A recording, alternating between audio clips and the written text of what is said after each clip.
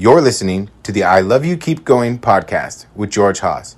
For more information, please visit our website at www.mettagroup.org. That's www.mettagroup.org.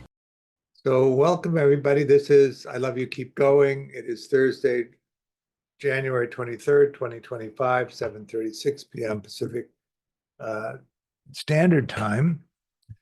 Then I thought tonight what I would talk about is abandonment, anxiety manifestations in romantic relationships. How's that for a topic? The We talked about work relationships, so we might as well get on to romantic relationships.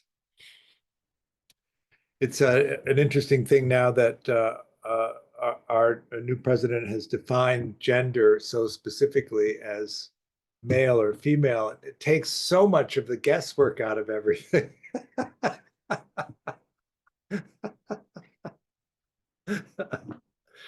It does kind of exclude intimate relationships, and now we're solidly entrenched in role-based transactional relationships. But small price, perhaps, to pay for the clarity. George, I like that apparently the way they defined it, like actually defines everyone as female because of the way that Oh, males actually develop later mm. in the process. And so, who would have thought that the Trump administration would endorse the motto, the future is female? Yes, indeed. It is an interesting thing about that, depending on how you look at the development of that, since we do all start out as a female, and then depending on what your chromosomal sex are and your hormonal sensitivity is, you differentiate male or female. Um, the all of us start out with a female brain, and then if you have the XY chromosomes and you're hormonally sensitive to androgen, then you differentiate, and that's a process of where the brain is defeminized and then masculinized. But it doesn't really go uniformly in that way for everybody. There is a small percentage of people that, uh, while the brain may defeminize, it doesn't masculinize, or it may not defeminize and masculinize, or any sort of mix of those possibilities. And then, of course, that's only the part of the developing fetus into an infant. Once you become an infant, of course, you're born, and if they can identify your sex because you develop normally and there's no intersexed question, then you are immediately assigned what the gender role in your family system is, and that also varies quite a bit in terms of what it is. And then, of course, we all have the opportunity in puberty and adolescence to decide what way in which we'll represent our gender role. And then all of that education that we get around gender, of course, defines what we're supposed to do and how romantic relationships often are supposed to look. And if you fit in well into the model, it's a shorthand for what the future might bring. And if you don't fit well into that model, that it creates a lot of difficulty and conflict in understanding actually what it is that a romantic partnership is supposed to look like.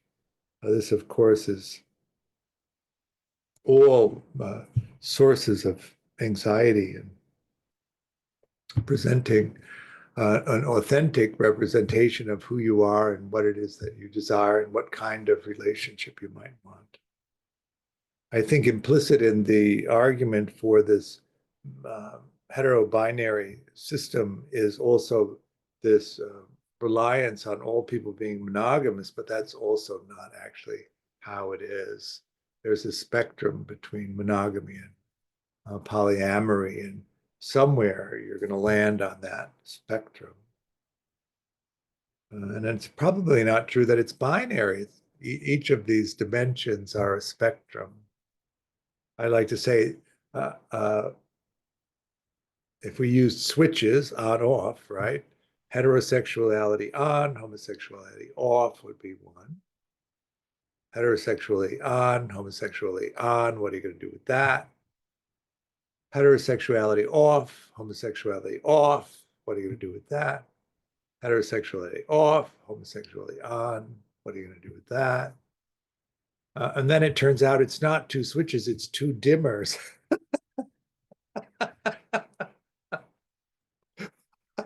If Edison had just started with dimmers instead of switches, we would be able to make choices. Your male to female identity is a dimmer. Your hetero homosexuality is a dimmer. So I like to say we're all born with a sexy sports car of a sexual orientation and gender identity, but by the time we're old enough to drive, it's a beat up old jalopy, which we sort of have to get on the road.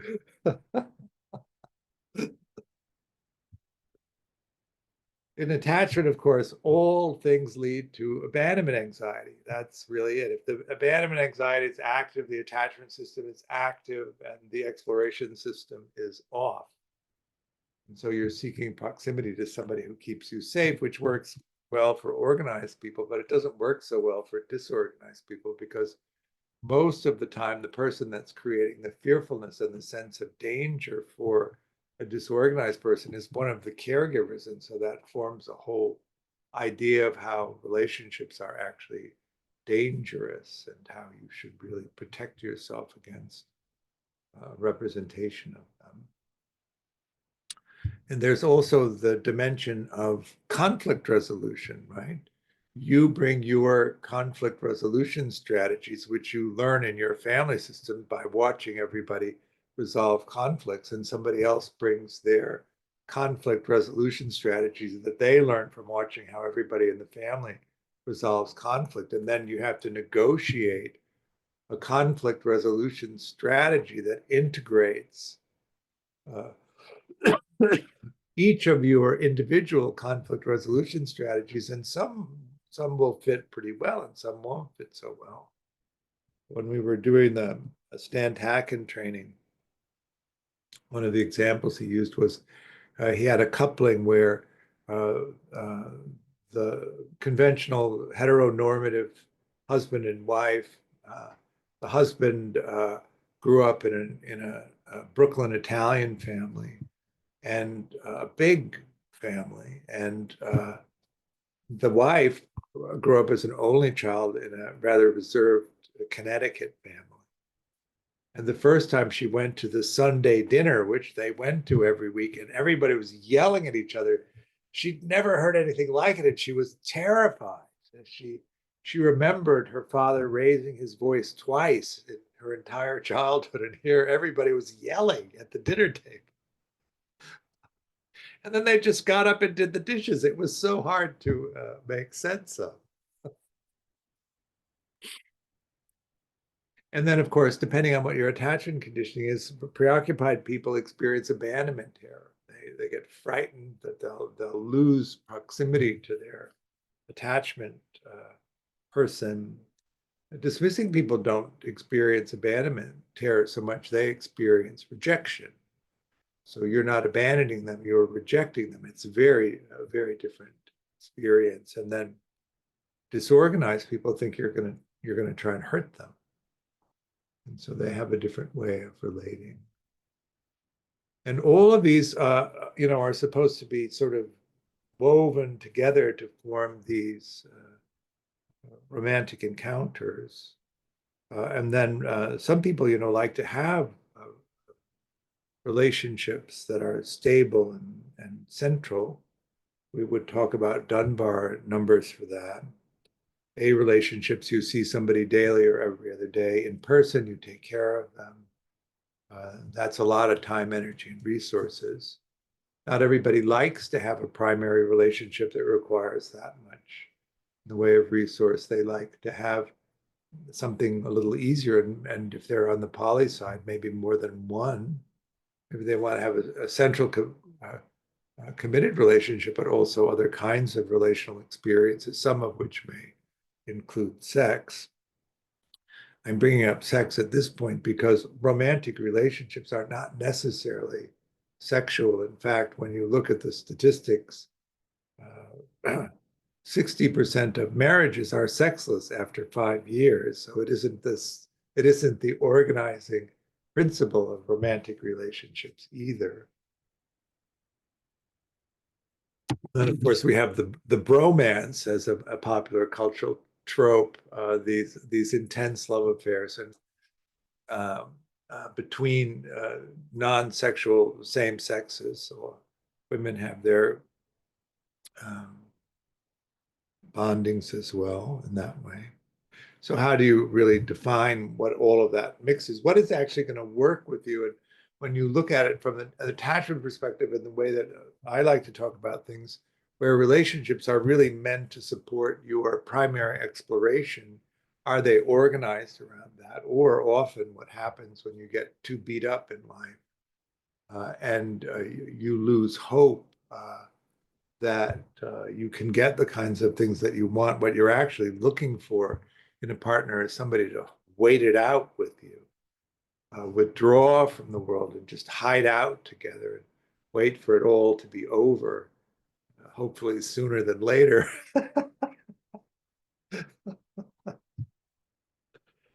Another writer's strike and no new TV shows, and the relationship is in jeopardy.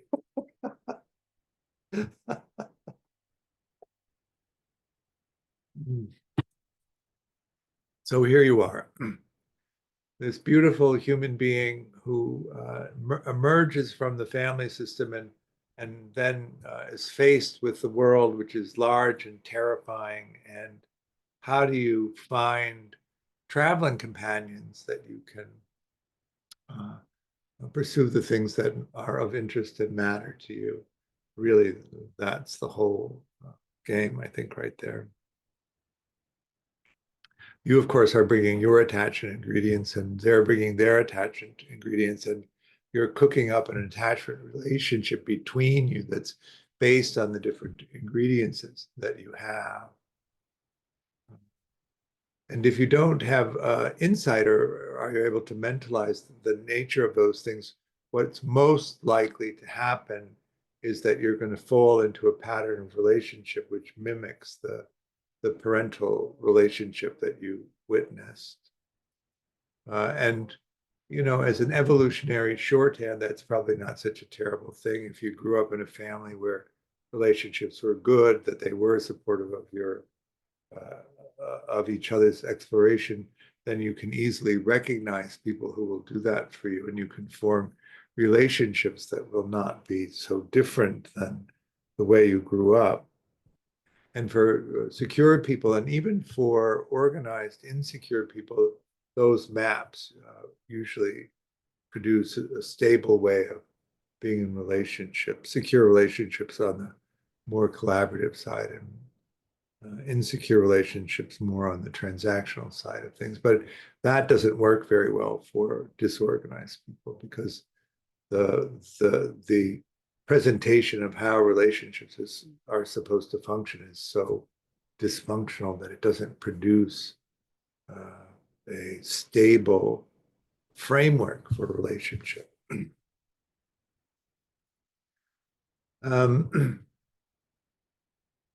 Do you ever wonder what that angelic, unfettered, uncontradicted expression of sexual desire might have been, had it not been mangled by the forces of our culture? Did you ever long to get back to that, what that might have been like? Or maybe it worked out. It was, and then how we live in a culture, right? The big container of our culture, and then there are all these little sub-societies that you can involve yourself with. And when I was growing up, of course, as a gay person, the gay scene was completely illegal and completely underground. And the penalties for being revealed, even if it was, patently obvious, were terrible. You couldn't admit it even under duress. Hilarious. Um, which creates, the conditions and cultural acceptance around expression. Happened to stumble upon Edmund White, who was a writer, and he said he went out on a date with somebody, and the date said, "How many people have you slept with?" And he said, "I've slept with 3,000 men." And his date's response was, "Why so few?"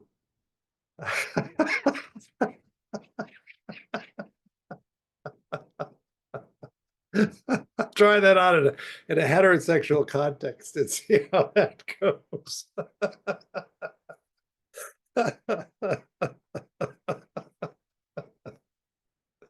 So we all have that as well, that conditioning and what it is to be one thing or another, and how well does that map onto actually what you want? So maybe we should talk about that discovery of what it is that's arousing, right?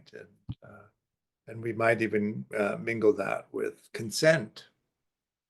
Uh, what is arousing and what can you get consent for, Christian?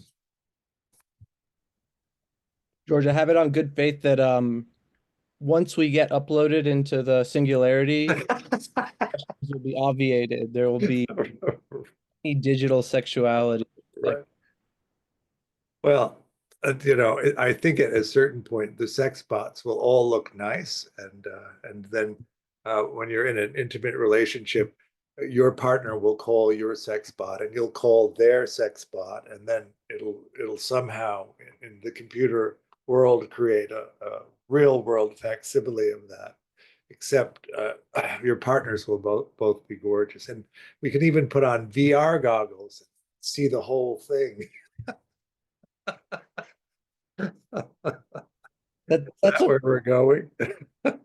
very Slavoj Žižek take on things. I didn't know. I really think the phone company missed this, that they should catch up. Uh, Old age, sickness, and death is what reminds you of that. Did you grow up in an environment where you you understood yourself to be beautiful and innocent and wondrous, and the way that you looked and the way that you were coordinated and the things that you could do were beautiful, and so that you end up thinking of yourself as beautiful? Or did something else happen? So we emerge, um, and all of these things are true, and a lot of them, because of the nature of sexual orientation and gender identity, are pretty fixed. There's not much wiggle room in terms of changing that.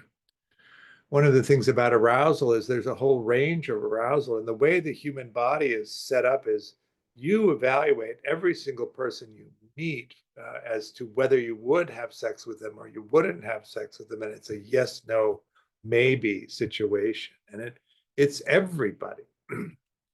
And so then we also have to talk about obligation and commitment in relationships. How does that fit in? If you make commitments in relationships, do you keep the commitments? This is one of those areas that gets very sticky for people. Monogamous people aren't really particularly flexible if you violate the monogamous agreement, but poly people don't have the same structure, the same way of relating. And so there are ways in which that could be fine, in line with the commitments of the relationship. And really, when we're talking about these kinds of agreements that you make with other people, we're talking about a way of examining what it is that causes the abandonment experience to arise in the other person, and taking care of them in such a way that it doesn't arise, so that they feel a sense of safety, a sense of surety. And so really, when we talk about abandonment here in association with romantic relationships in particular, because most of the time they require so much time, energy, and resources, it's such a big investment that we come to these agreements around a sense of safety, a sense of surety in the relationship. And this is really going to be around the nature and the frequency of communication. I like to call this the window of communication. When is it open? So well, some people experience pressure from communication if it's too rapid. They like to have a little space. Some people have a window that's open, might be wide or narrow. And then there's a period where it's too late. You waited too long, and that's the place that activates the abandonment experience. And so because each person's window of communication is different, really one of the early discussions in forming relationships is, how do you overlap the windows of communication and make a commitment to consistently land in the safety zone for each person, so that abandonment experience isn't triggered? You know how crazy making that in you and also in the other person, that abandonment experience can be. Sometimes it's fear, frightened. I'm frightened that you would leave me. And sometimes it's jealousy and the anticipation of rejection. And sometimes it's a kind of paranoid expression of harm, intentional harm. So we want to really understand the nature of that. And we want to be sensitive to consent. And I think that organized people tend to be more sensitive to consent than disorganized people are. One of the things about disorganization is it's often on the other side of the trauma line, which means that there was no demonstration where consent was valuable to the child. Their consent wasn't considered. And because it wasn't considered, it doesn't become a standard element of negotiation in relationships. But at each stage of this, we're going to be seeking consent to move closer in intimacy or move away from intimacy. And it's mutual consent. It's not one-sided. Each person has to consent to the level of comfort that they have, and the sensitivity to that. And it's not fixed. It's not rigid. You don't give a single consent to it. You give a constant consent in the way things go in a relationship.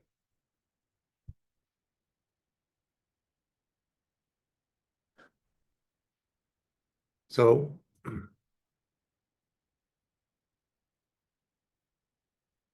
why would you do that? Why would you consent to a close relationship? Why would you consent to being authentic? Why would you consent to having an authentic yes and an authentic no in relationship? And really, again, this is this movement through the course of your life, this traveling companion. It really enriches experience to be able to express what you understand about the things that you're going through. And it really is useful to have somebody who knows you and knows you over a period of time, and knows and collects the data of your narrative. I was I went to a Christmas party once. I brought along my friend Jimmy and Vincent. I think they'd been together like 50 years at that point. And and somebody suggested that we play charades, and Jimmy and Vincent smiled and said, "Oh, nobody ever asked us to play charades. This is going to be fun."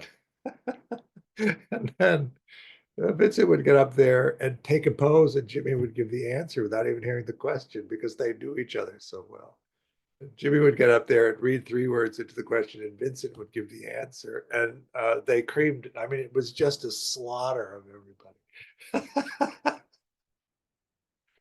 What is it? There's such a richness in that kind of experience of over the course of your life as you move through the different experiences, the different explorations that you go, that somebody sees you and knows you, and there's a shorthand of language that comes, and a shorthand of experience that comes, and a richness of reference to each other's lives that is really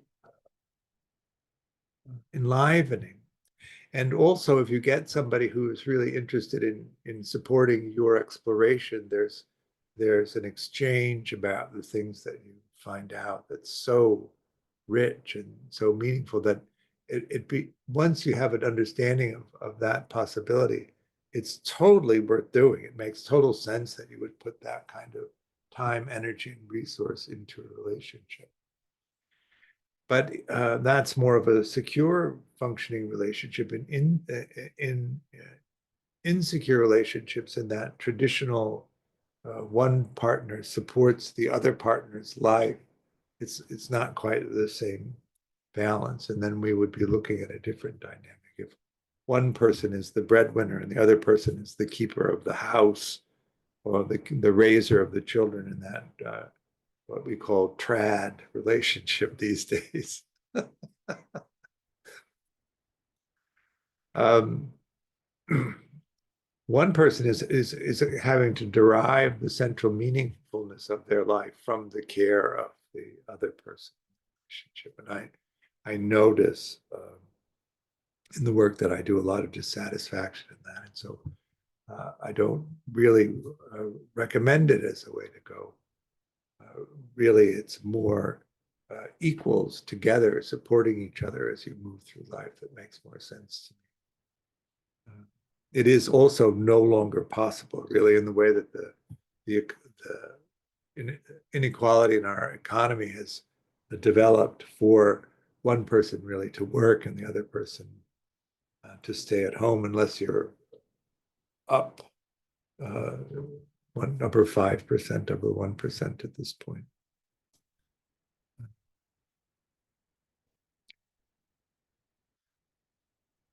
Transactional relationships, though, are set up on agreements that are made, and I give you this, you give me that. It's very transactional.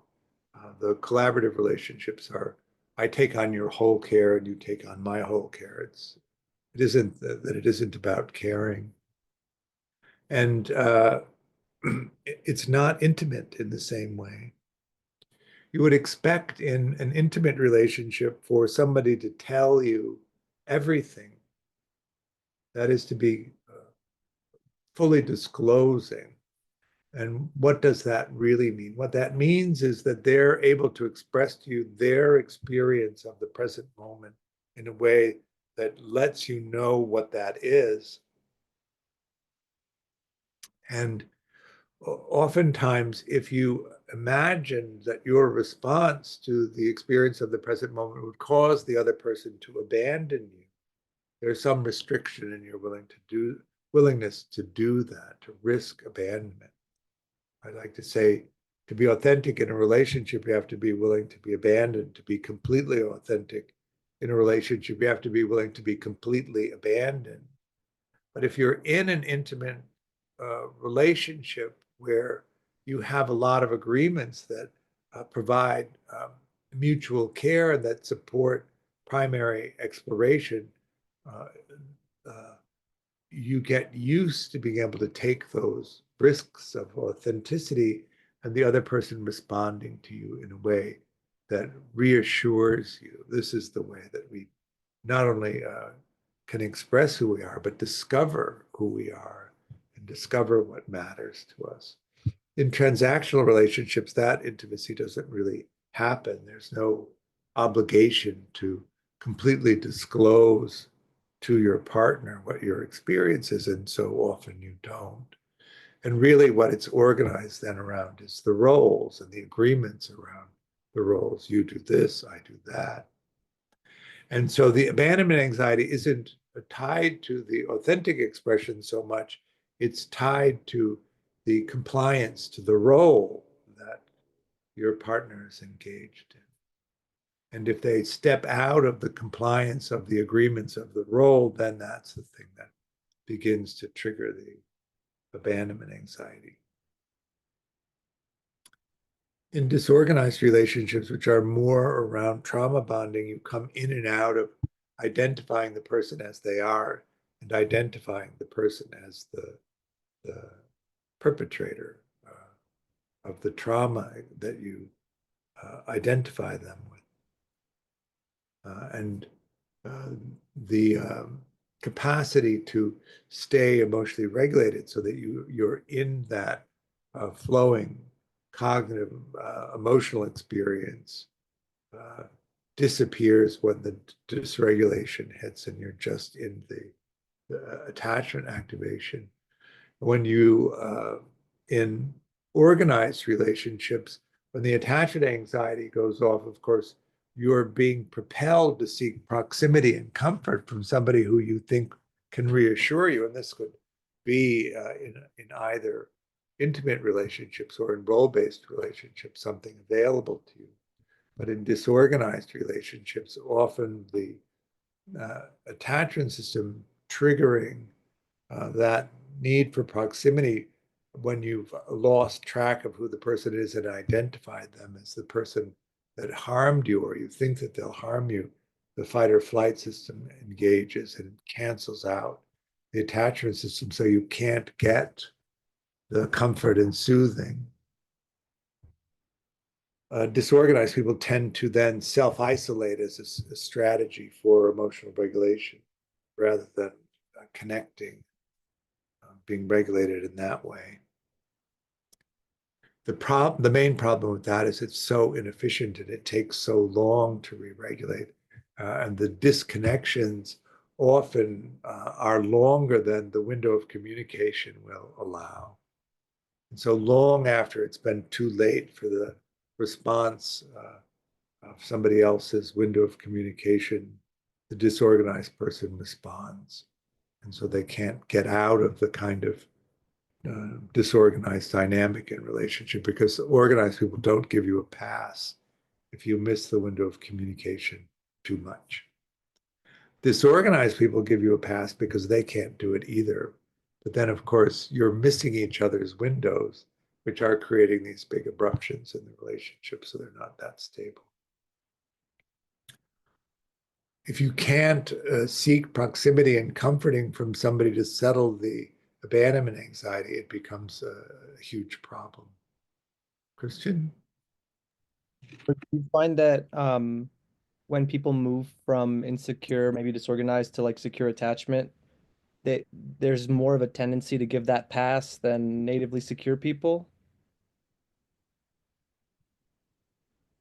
There's more compassion for it, but it isn't any more acceptable.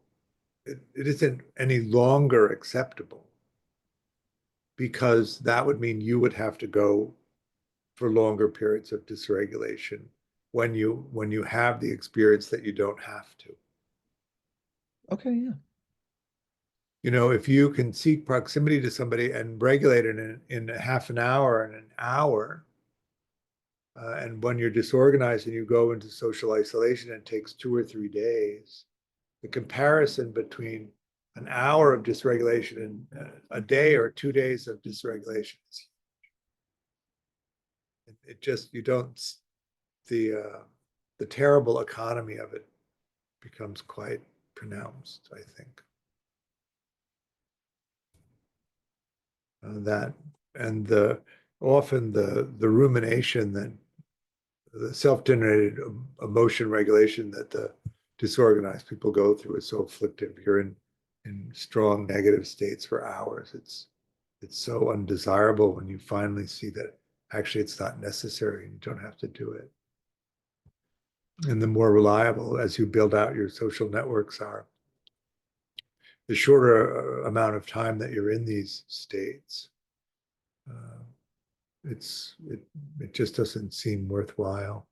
Although I think you are right, there is that sense of compassion for somebody that's stuck there. You know, it's natively secure people, I call it the arrogance of the secure, because they've always had people who were responsive to them. They've always been able to get regulated. They've always been able to get encouragement. They've always been able to get support. Uh, and so if you show up and you're not, you don't have those skills to offer them, they don't make you don't make much headway with them in terms of relationship. Christian. So then if I want my children, hypothetical children, to be compassionate and securely attached, is there just enough abuse that I can Right. And now our weekly hour of abuse. So that you'll be fully rounded. I think parenting is hard enough that you don't have to plan it. And I think that you don't have to be perfect or even close to perfect. Remember, 30% or better is what the care needs to be for security. And if you don't have that, then you didn't have that, right? If you don't have security, that means you had very harsh conditions in childhood. You know, the rule of thumb is when your child needs to be picked up, you stop everything and pick them up. And when they need to be put down, you put them down. And then you'll notice the differences in that. So you get the signal that your child needs to be picked up, but you want to finish what you're doing and then pick them up. And so you finish what you're doing and you pick them up. And maybe it's only 50 seconds or a minute and a half. But then the child has had to go into greater and greater states of distress. And they can't rely on you to help them because you make other things more important in the moment of their great distress. And so they learn that they're less important than whatever it was that you needed to put in between responding to them, where they don't learn that if you pick them up when they need it, put them down when they need it. The inhibition of exploring comes from the not putting them down when they're regulated. So it sounds fairly simple, but it's going to be reflective of your conditioning, whether you'll do it or not, right? And so if you grab that and really make sense of it, then you can, without having to do the deep dive of changing your native attachment conditioning, create an environment where your children grow up to be secure. 30% of the time or better, you're responsive to their needs in a way that is useful to them.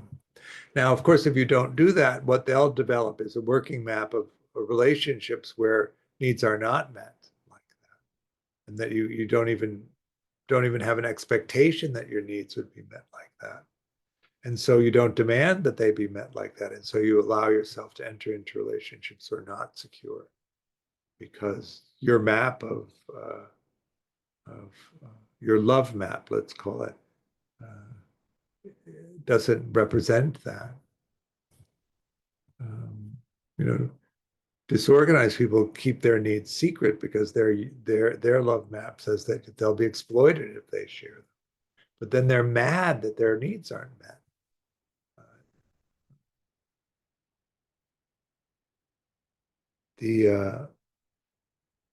In role-based relationships, of course, you need to find somebody whose role, the way that they view the role that you're assigning to them is the same thing, and that they need to assign. You need to be able to accept the terms of the role as they see you in it.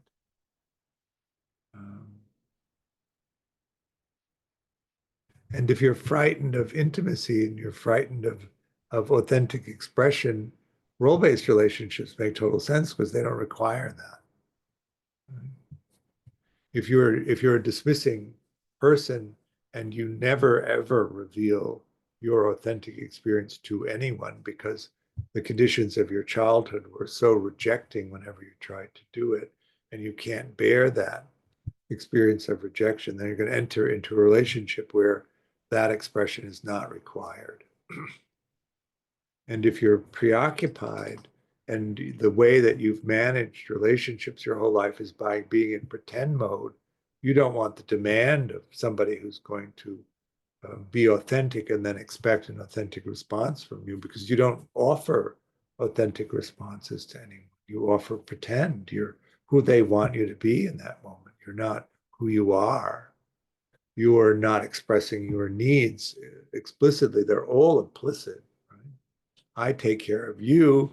I say that I'm taking care of you because I'm this benevolent, generous person, but actually I'm expecting you to take care of me. And if you don't take care of me after I've taken care of you, then I'm mad and you owe me, even though there's never been an explicit expression of what that underlying need is, right? I'm completely emotionally dysregulated because I attend to regulating you and your emotions, but you don't feel anything, so you don't notice my dysregulation. That's the arrangement of dismissing and preoccupied.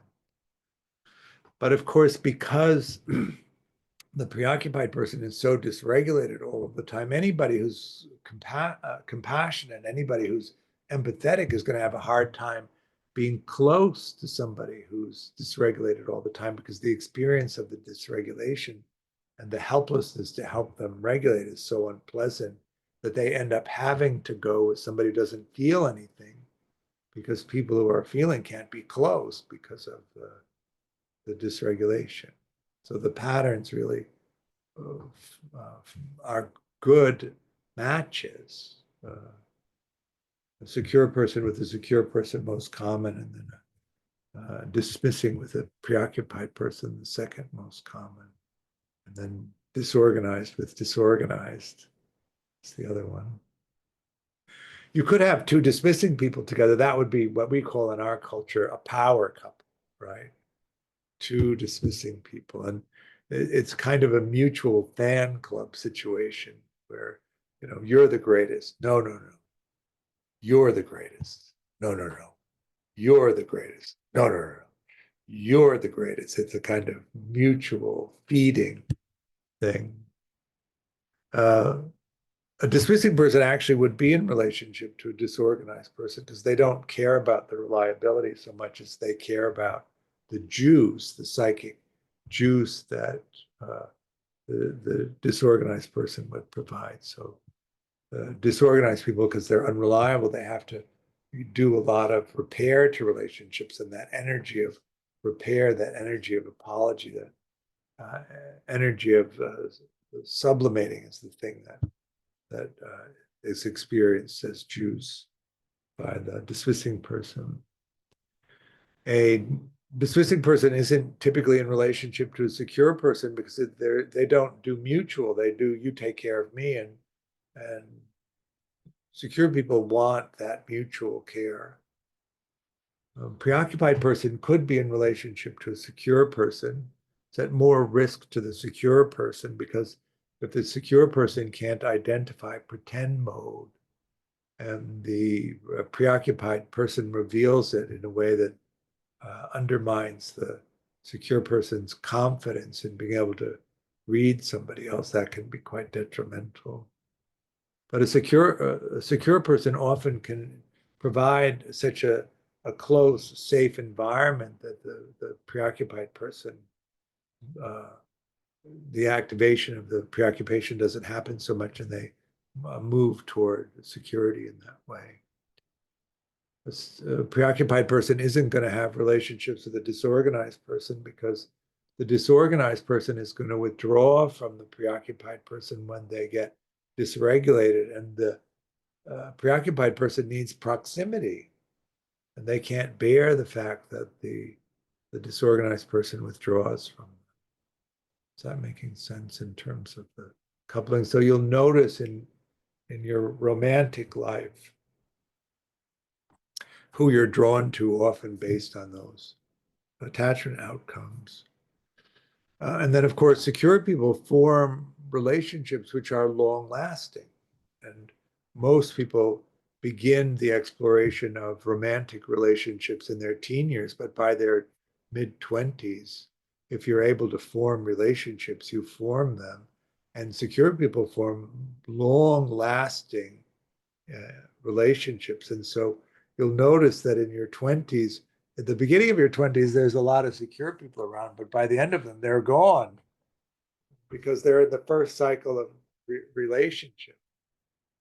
And then if you're organized, secure, and preoccupied people can stay in relationships for a long time in pretend mode. But dismissing people if they feel too caged in withdraw from relationships. So you get into your mid 30s, if you're still single and you're dating, what you're going to notice is that 7 out of 10 single people are dismissing because they cycle in and out of relationships faster than everybody else. Lucy. There you go. Pick them up when they need to be picked up.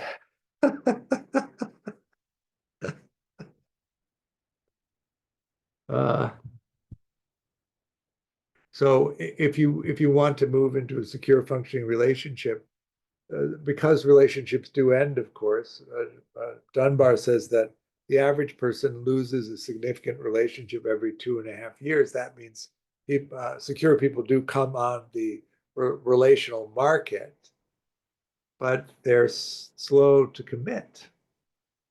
Insecure people rush in and overcommit right away because that regulates the abandonment experience. But because secure people can regulate their abandonment experience, they're not as likely to rush into a relationship.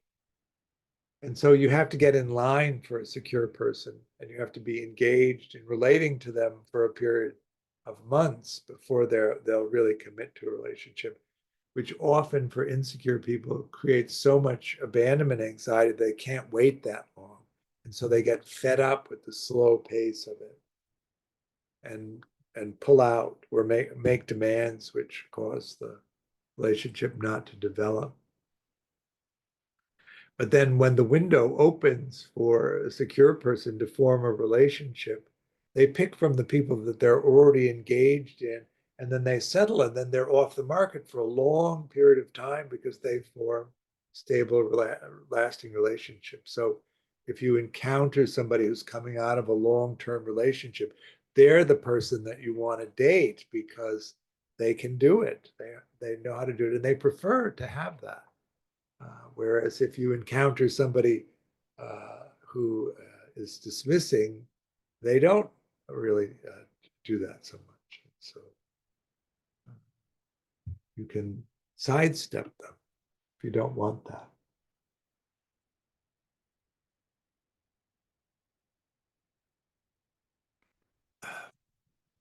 But at the end of the day, really what we're talking about is you enter into a relationship, you express to somebody the nature of your insecurity around attachment, and you make agreements for care where that doesn't activate it. So you're in a relational experience where your partner is sensitive to the things that cause the abandonment experience to arise in you, and they take care of you in such a way that that doesn't happen for you, so that your exploration system can be online and you can pursue the things that have meaning.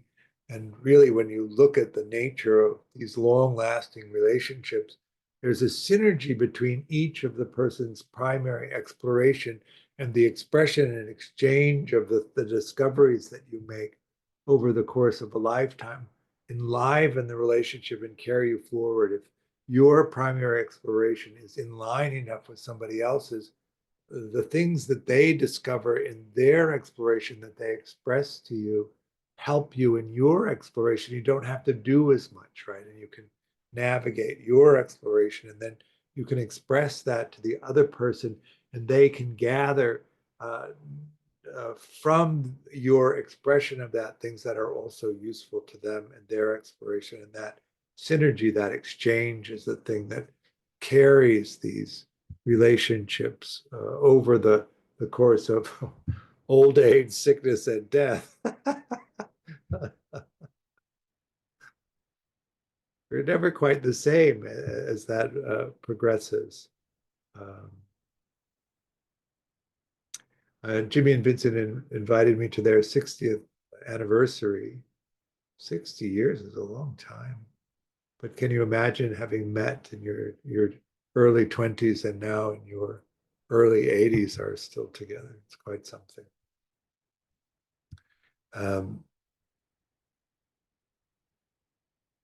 And I don't have, well, I'm also not that old, but I have relationships that are 45 or 50 years old, and they're something to behold. And the last time I was in New York, I was sitting at a table with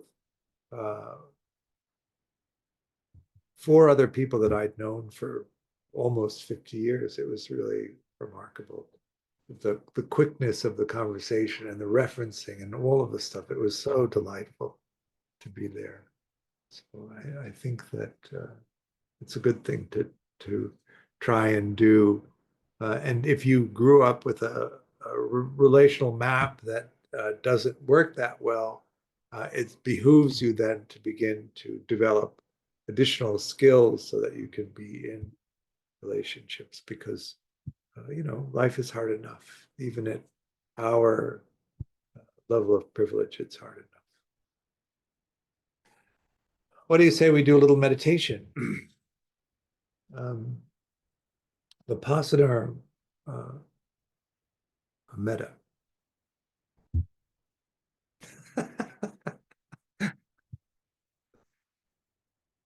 Peace, victory.